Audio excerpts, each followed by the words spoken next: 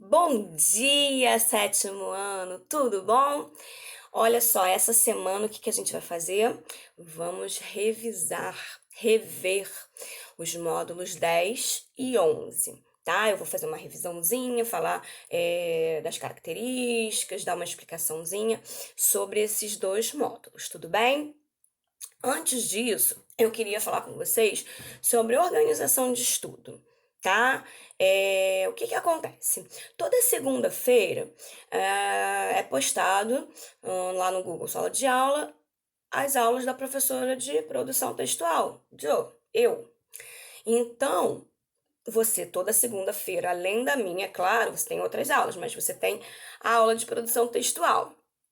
E nessa aula de produção textual, a gente sempre dá um conteúdo, e além desse conteúdo, eu sempre peço para vocês uma produção, ou eu peço uma produção, ou eu peço o deverzinho do livro que aparece. A gente está sempre trabalhando aquilo que foi visto na aula, tá? E aí, quando chega na quinta-feira, a gente tem duas possibilidades. Se eu passei dever do livro, eu vou corrigir esse dever do livro. E se eu passei uma produção, eu espero que essa produção que você tem que ter postado no Google Sala de Aula, essa produção tem que estar até na quinta-feira, ela tem que estar postada lá. Então, por que, né, que eu tô falando isso? O que que tá acontecendo? Primeiro, é para postar quando eu só vou saber realmente se você tá vendo a minha aula, se você tá fazendo as atividades, eu só sei disso quando vocês é produção, que aí vocês têm que postar e eu tenho que ver se vocês viram. Quando vocês corrigem o dever do livro, eu não fico sabendo exatamente se vocês fizeram, tá? Mas eu vou pensar numa maneira disso se reverter e eu passar a ver quem é que tá fazendo, quem é que não tá fazendo, tá? Mas por enquanto é isso. E aí, o que que acontece com as produções? Eu quero falar das produções, daquilo que eu posso ver e corrigir, dar uma olhada, né? Trazer um retorno para vocês. Tem gente que está fazendo da segunda-feira, né? Eu passo uma coisa, a pessoa só entrega uma semana depois, às vezes 2 semanas. Já recebi trabalho de 2 semanas depois, tá? De 2 semanas antes, no caso, né? Gente, isso não é legal. Não é legal, primeiro. Se eu dou um exercício na segunda-feira, você tem que se organizar, porque você tem a minha matéria e mais algumas para poder assistir a aula pela parte da manhã, aí na parte da tarde você produzir o que foi pedido, porque no dia seguinte vai ter outras aulas de manhã com novos pedidos para vocês à tarde produzirem. O que que acontece? Às vezes, né, no dia lá que o professor passa, você tem um compromisso, um médico agendado, ou então não está se sentindo muito bem, ou está com preguiça, qualquer coisa, e não pode fazer naquele dia, beleza, você faz no dia seguinte, no máximo no outro dia. Você não pode deixar isso se estender para a semana, porque senão você não vai ter a mesma, não vai ter fresquinho na sua memória aquele conteúdo que você viu. Então, isso é o primeiro ponto importante que vocês têm que pensar. Eu preciso fazer logo porque tá tudo fresquinho aqui, então eu vou praticar aquele saber que a professora ensinou, né? E que eu tô aprendendo. Então, esse é o primeiro ponto importante. Segundo ponto importante, você não pode deixar para fazer no sábado, no domingo, porque o sábado e domingo é o dia de folga meu e o dia de folga seu também, né? É um dia que a gente tem que folgar, menos quando vocês têm prova. Não tem prova, tem que estudar todo final de semana, tá bom? Então não pode, porque eu não fico indo lá olhar quando vocês têm que postar alguma coisa no sábado e no domingo. E na segunda seguinte, você pode postar? Não, porque eu já pedi outra coisa, já vou dar atenção para outra coisa. Então, você a partir de agora, você tem até a quinta-feira, tanto para, na verdade, até quarta-feira para fazer os exercícios do livro, porque na quinta sai a resposta. E aí eu dando resposta, você vai lá e só copia, qual é a graça disso? Você não aprendeu nada, não praticou, não botou aqui, ó, o tico e o teco para funcionar. Tem que pensar, tem que fazer, tem que praticar. E quando eu peço uma produção, essa produção também tem que ser feita logo, porque eu tenho assim essa semana, né? Eu tenho a segunda, que tem gente que posta na segunda, tem gente que posta na terça, tem gente que posta na quarta, e eu vou esperar até a quinta-feira para que vocês postem isso. Não se esqueçam de que a gente está vendo quem é que está fazendo e quem é que não está fazendo. Tem gente que nem sequer assiste às aulas, e isso vai ser ruim para mim? Não, a pessoa que não está assistindo, que não está fazendo os exercícios, vai acabar sendo prejudicada. E a tia não quer isso, tá bom? Então vamos lá. Bom, o módulo 10 fala especificamente sobre lendas indígenas, tá? Lendas indígenas. E aí, o que acontece? Para falar no módulo 10 de lendas indígenas, eu vou dar uma voltada lá no módulo 11, que inclusive eu sei que eu já fiz revisão, mas para falar das lendas indígenas, eu preciso falar um pouquinho de características gerais de lendas, né? Então vamos lá. Eu tenho primeiramente a diferenciação de lenda e mito, né? O mito a gente sabe que não é uma coisa que se produz agora. O mito, ele é da antiguidade, quando as pessoas não tinham ainda a ciência a seu favor, não sabiam por que certos acontecimentos ocorriam na natureza, não tinha filosofia para explicar as coisas. Então, naquela época, para explicar determinados fenômenos da natureza, psicológicos, né, da sociedade, se usavam através de mitos. E as lendas? As lendas também explicam fatos que ocorrem numa sociedade e tal. Mas a diferença é que hoje em dia ainda ocorre a questão das lendas. A gente sabe das lendas antigas, mas também ainda pode ser capaz de produzir novas lendas, né? Como o caso lá do ET de Varginha, que é uma coisa recente, né, relativamente recente na nossa sociedade. Então é um exemplo de que lendas ainda podem ocorrer. E o que são lendas, né? Eu peguei aqui na página 91 da sua apostila e diz assim: lendas são histórias curtas que fazem amplo uso da fantasia, transmitidas oralmente, que também é o caso do mito. O mito também era transmitido oralmente, tá? Porque eles têm muito em comum, a lenda e o mito. E aí algumas diferencinhas para poder fazer essa diferenciação entre os dois, né? Passa de geração em geração, se baseia em elementos da realidade ou da história local de determinada comunidade.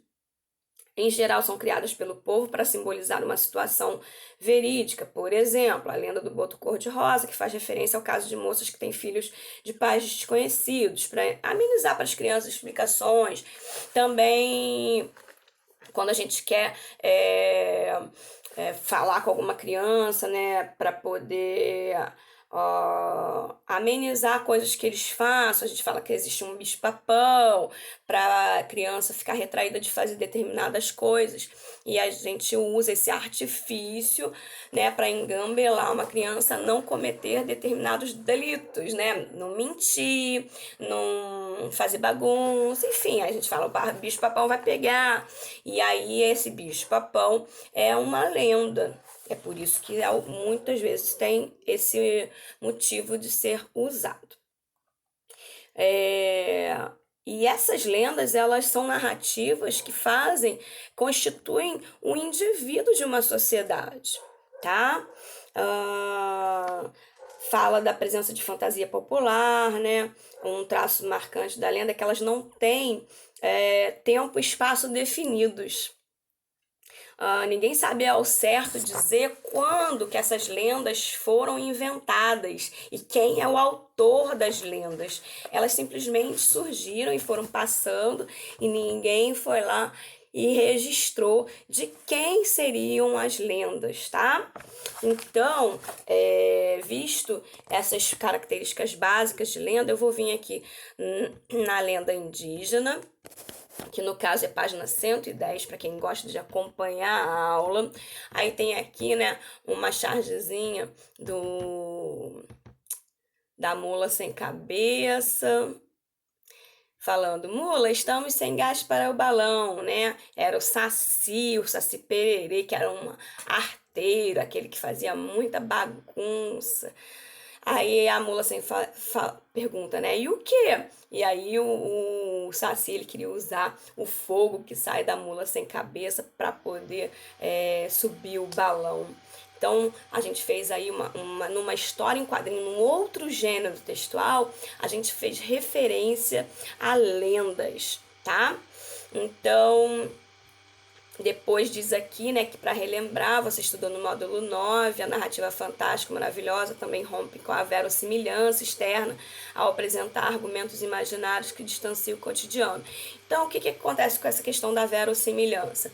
A gente tem aí, quando a gente fala de uma mula sem cabeça, né, de uma mula que fala mesmo não tendo cabeça, a gente está rompendo com a realidade.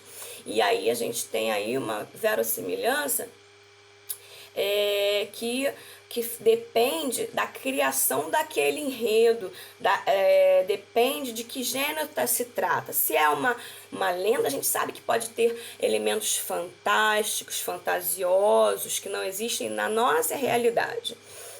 Mas ali dentro daquele contexto, isso se explica, porque é uma lenda. Eu não vou encontrar elementos maravilhosos numa notícia de jornal, entenderam? A gente pode encontrar em outros tipos de texto. Aí fala disso aqui. Deixa eu ver aqui o que mais que a gente pode relembrar. Aí a gente tinha lido aqui As Lágrimas de Potira, que era uma indígena e tal. A gente conheceu a história dela e viu que narram acontecimentos fantásticos, né? Quando que uma lágrima se mistura e aí vai virar diamante, né? Não tem como na vida real isso acontecer.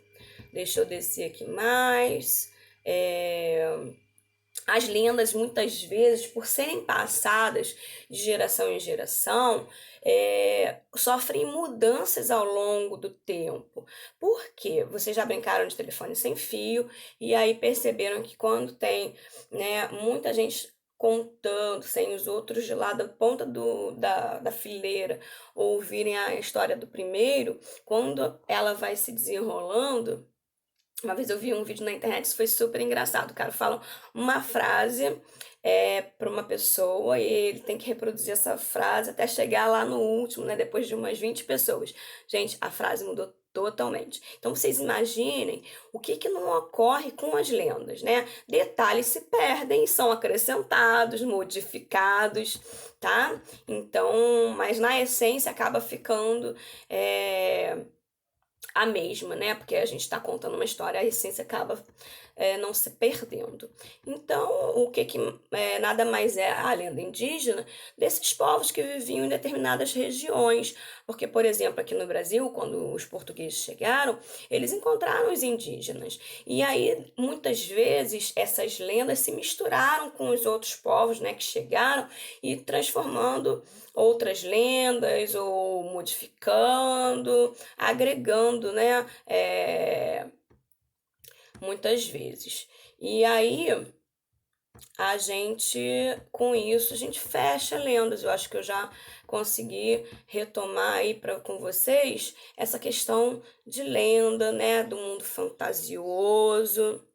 E no caso de lenda indígena, especialmente dos indígenas, a gente também viu lendas africanas, então são outras lendas brasileiras, enfim, cada um com as suas características peculiares daquela população, daquele povoado em especial. Depois disso, agora há pouco, né, a gente viu o texto normativo e eu adorei ver muitos trabalhinhos de vocês, eu li, vocês estão de parabéns com esse. Tem um detalhezinho outro que eu espero que ninguém fique chateado quando eu digo que não tá perfeito, porque eu quero que vocês fiquem perfeitos. Então eu não posso dizer que tá bom se não tá bom. Tem um detalhe aqui, um detalhe ali que a tia vai falando. E aí, nesse texto normativo, a gente viu aqui o Estatuto da Criança e do Adolescente, né, debatendo direitos e deveres, como que isso aparece nesses textos normativos, como eles se comportam ali, e aí a gente viu, né, deixa eu ver qual é a página aqui do que eu vou falar, para quem gosta de acompanhar, 125, tá? A gente tem normas maiores, né, mais abrangentes, quando mais pessoas têm que seguir, e a gente tem normas menores, que menos pessoas têm que seguir. Pode ser relativo a um condomínio de casas, por exemplo, e ali daquele condomínio tem aquelas regras específicas, como os direitos humanos, né, que é uma coisa mais abrangente, mais geral, é mundial, tá bom? Outras situações, né, outras características importantes que aparecem aqui é que a gente pode dividir isso em artigo, né? Artigo 1, artigo 2, e aí vai o artigo, além de artigo, aí a gente até aparece aqui dos direitos humanos, eu vou ler o artigo 6, que eu acho que eu não li na aula, que é todo ser humano tem o direito de ser, em todos os lugares, reconhecido como pessoa perante a lei. E aí eu quero falar de uma coisinha que foi o seguinte: eu pedi para vocês criarem artigos e muita gente copiou. Muita não, pouca gente copiou. E não era para isso, era no caso para vocês realmente pensarem na sala de aula e pensarem em normas, né, direitos e deveres que vocês poderiam ter ou se propor a fazer e tal. Então a gente tem aqui as divisões em títulos, título tal, capítulo tal, artigo tal, e aí a gente sabe que o artigo é o seguinte: artigo 1º, 2º, 3º, 4º, 5º, 6º, 7º e 9º. Aí depois que passa, a gente não fala mais em ordinal, a gente fala números cardinais, né? Então tem que ficar atento, que é confuso, mas a gente precisa dessa atenção. E aí tem esses exemplos aqui na página, mostrando, né, capítulo 1 dos direitos e deveres individuais e coletivos. Aí tem um artigo e depois se divide novamente em romanos, né, números romanos. É isso que eu esperava que vocês tivessem feito. Muita gente botou em numeral cardinal e não era assim. Era para vocês terem feito mais ou menos desse jeitinho aqui que aparece. Então é isso, né? O texto normativo, ele vai ditar regras e normas para vocês. E aí eles aparecem de determinada forma. Existe o parágrafo, pode ser parágrafo único, lembra que eu falei? Se tiver só um, a gente chama de parágrafo único ou outros parágrafos, tá bom?